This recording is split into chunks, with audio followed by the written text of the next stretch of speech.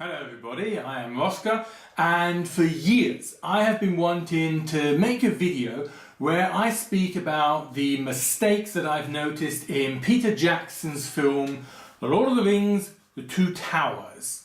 Also The Fellowship of the Ring and The Return of the King, but especially The Two Towers. There's one mistake which I have not seen anyone else talk about so far. It's been 15 years and only a few days ago I saw a video that was uploaded 3 or 4 months ago, so people are still making videos and talking about the film mistakes they've discovered. I said there's one mistake that I've not seen anyone talk about, and I've never done this video because I wanted to talk about the film and then list all the mistakes I know, and I said scrap that, there's just this one mistake I want to talk about. Now, to start with, I'd like to say I think there are 3 categories of mistakes. They're the obvious ones that if you pay attention you see them. So for instance, in the Fellowship of the Ring at the end, Aragorn battling Lurtz, at the end he drops his sword twice. It's a cutting mistake. You see Aragorn from one side, he drops his sword, and then half a second later, without him having a chance to pick it up, from a different angle he drops it again. Cutting mistake. In The Two Towers, when Eomer is just about to ride away after having spoken to Aragorn, his sword slips out. It was an accident and no one noticed that it had been filmed, and then we see it in the film.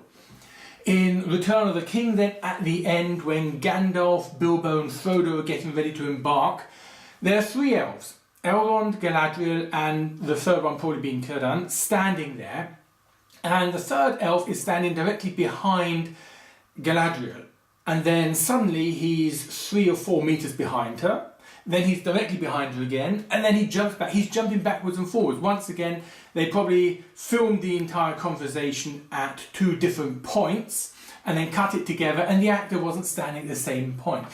Cutting mistakes, the obvious ones that you can see if you pay attention. Then there are the more complex mistakes, thinking errors, where you've got to watch it and then you've got to think and think, hang on, can that be right? No, not really. So, for instance, what have we got? Grima in The Two Towers is not so much a thinking mistake, but after Theoden has been rescued by Gandalf, Grima's thrown out of the hall, literally thrown out, he's literally thrown down the stairs by 2 of the guards, thus avoiding the first 2 or 3 steps, but there's a flight of something like 10 steps. So he's falling down 6, 7 or 8 of these steps without breaking anything. Now, more than enough people have died falling down less steps. It's not so that every second person who falls down steps dies, but it can be a dangerous thing. More than enough people have broken bones. Bones do not like hitting hard things like stones, you see. And I've known at least 2 people who have had accidents on stairs, falling down wooden stairs, breaking bones. Grima he doesn't fall, they give him momentum. He's thrown down these stairs made of stone. Gets to the end, goes, ah, which is the most realistic thing, him showing agony. But apparently his legs are not broken whatsoever. He gets up later and runs away. His arms are not broken because he's crawling backwards on his arms when Theoden threatens him. And here there's this tiny little piece of blood that shows on his lip here. So he's not unscratched, but it's one of these things where you used to say, is it really realistic that he survives it like that? Obviously, if you watch Peter Jackson's The Hobbit after that, you go back saying, yeah, okay, after what Peter Jackson threw at us there, we'll forgive him that Grima's unscratched. But it's one of these things where you think, it's not really right that he'd be thrown down the stairs like that and survives it. Well, that he survives it so unharmed. Much worse though, then a few seconds later, Theoden is about to strike him down and Aragorn comes up, "No, my lord! Enough blood has been spilt on his behalf." If anything, that is a reason to kill him, It should be, "Grima, I'll let you live. My lord, blood has been spilt on his account. Oh, Grima, I sentence you to death."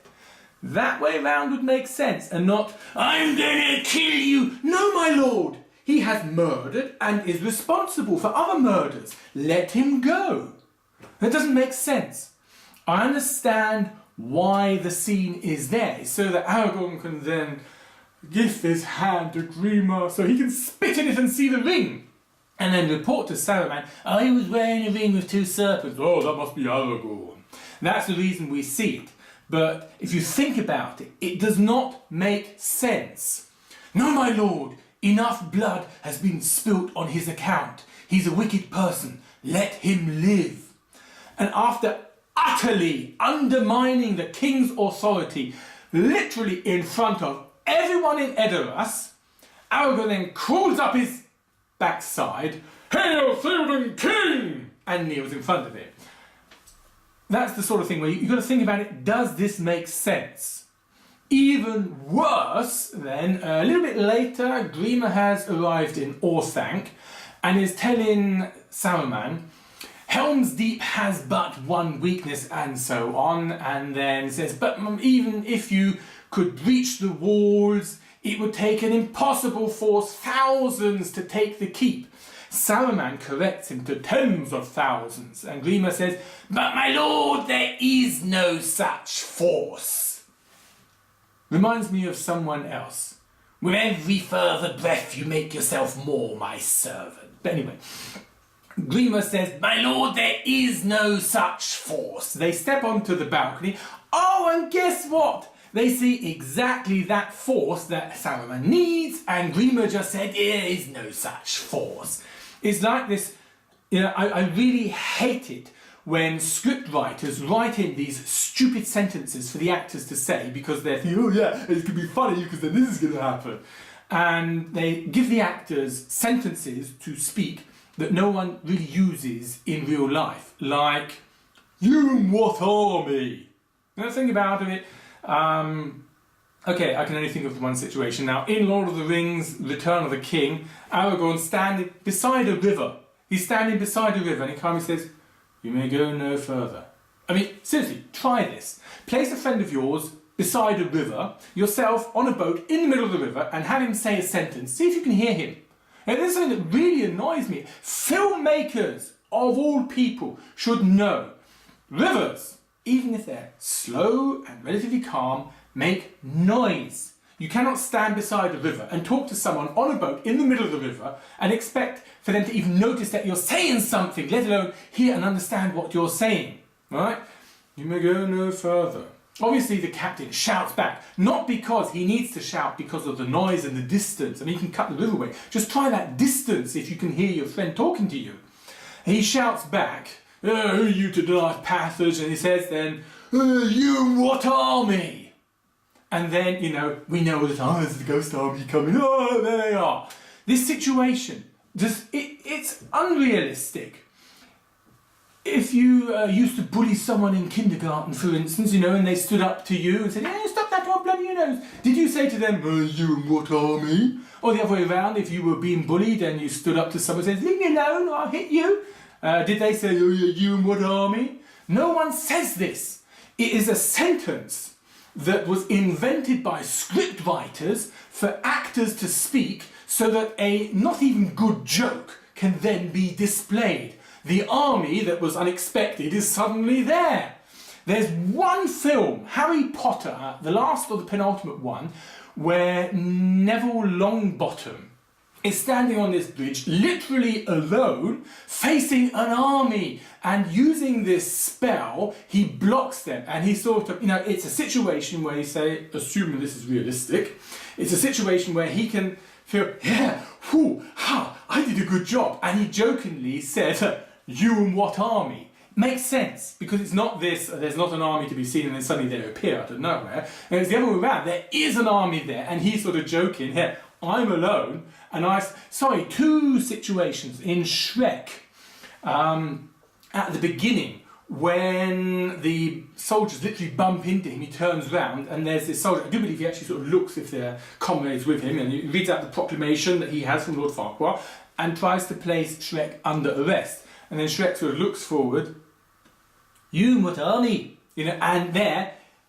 it's not really an army, but the backup has evaporated. It makes sense. They were there, and he's asking, oh yeah, where are they now? Ha ha. Makes sense. The other way around, sorry, I really can't think of any other films, but you'd agree with me there are 2 or 3 films where at some point someone says, you and what army? And then suddenly this army does appear out of nowhere. It's unrealistic. Right.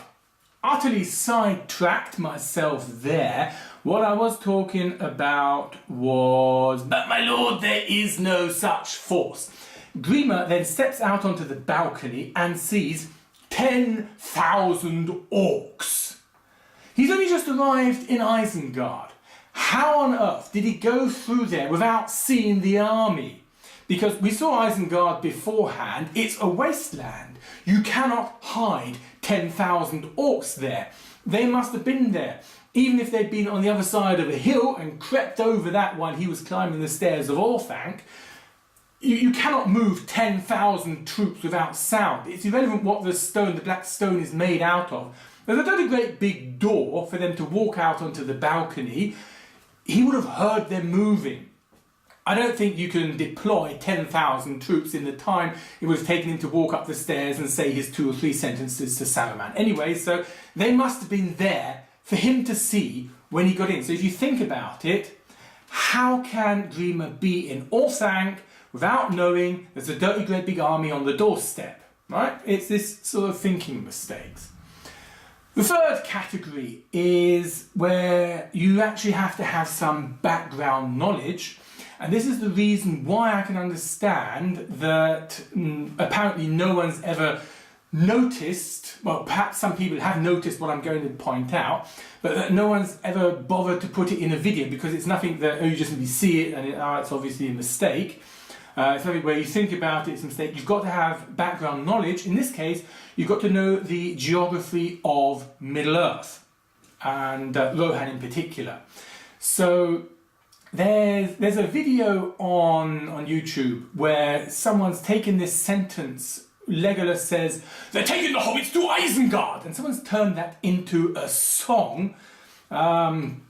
It's got a couple of, I think, million clicks, so it's not just my children that watch that. So 1 or 2 people would have known it, but it's the sentences that are spoken beforehand. Aragorn says, Legolas, what do your elf eyes see? Now first of all, this once again, it's who speaks like that? Sven, what do your German eyes see? Kaya, what does your dog nose smell? We don't speak like that. If I say to someone, what do your elven eyes see? Then I'm assuming he's also got regular eyes that he would use, and I'm asking him to use his elf eyes instead. You don't, if I need glasses to see something, I haven't got them with me, and there's someone beside me who has his glasses or doesn't need them, I don't say, what do your glassed eyes see? Or what do your eyes that don't need glasses see? I just ask, hey, I can't see it. What can you see? I ask them straight like that. I don't point out that they have different eyes than me. What do your blue eyes see? What do your brown eyes see? It's a very strange thing. In the book, what actually happens is Aragorn listens to the ground and says, oh, there's a horde of horsemen coming to us. And Legolas is standing there, yes, there's 105. They have very yellow hair and their leader is very tall. 3 empty saddles, I see no hobbits. And Aragorn says, keen are the eyes of the elves. And Legolas says, no, they're only 5 miles away. So they reformed that, but in a way that I'm not really satisfied with. I don't like, what do your elven eyes see? What do your elf ears hear? How do your elf feet smell? And Legolas then says, the orcs turn northeast. They're taking the hobbits to Isengard. The orcs turn northeast. Right, now for you, this is the river they came down in the east. Boromir gets killed, Sam and Frodo go off east to Mordor, and west of the river we have Rohan. It's not rectangular, but sort of that shape. Now here in the south east you would have Edoras, the capital. Over here you would have Helm's Deep, also in the south, but to the west. And in the northwest, not directly north of Helm's Deep, a bit further to the west, Isengard. Legolas says the orcs turn northeast, so they're coming in this direction, they turn northeast, That would take them to the Iron Mountains, or possibly the Lonely Mountain where Smaug used to live, would be known to you.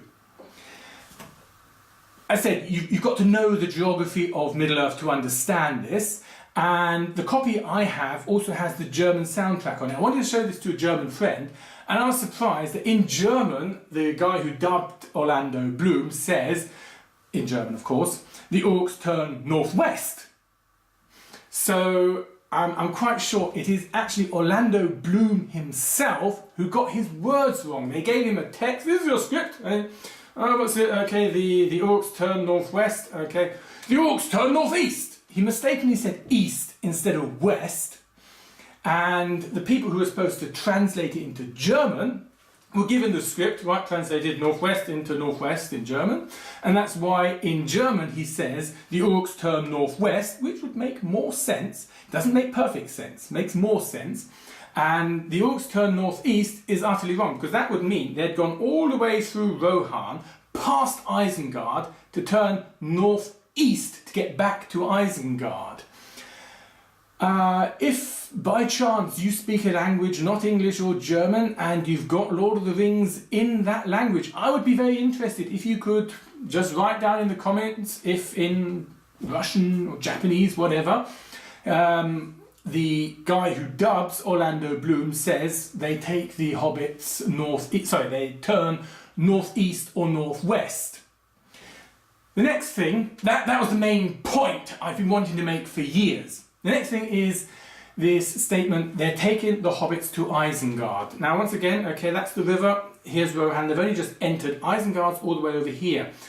Something that you might be more familiar with, I enter Florida.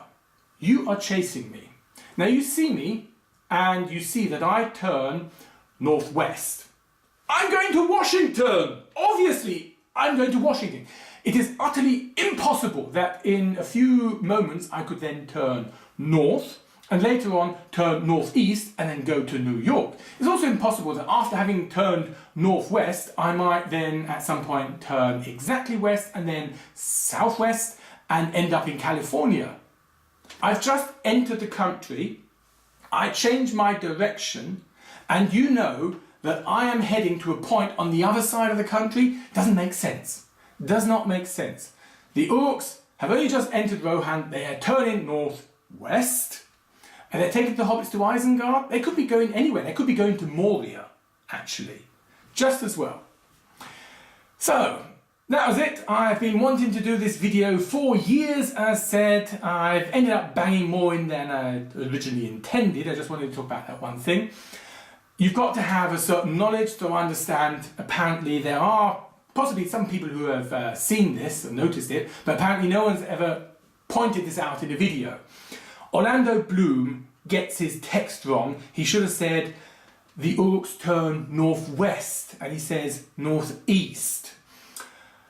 I've seen a few videos that my children have been watching, and at the end the people say things like, if this video gets so and so many likes, I'm going to do a video on such and such.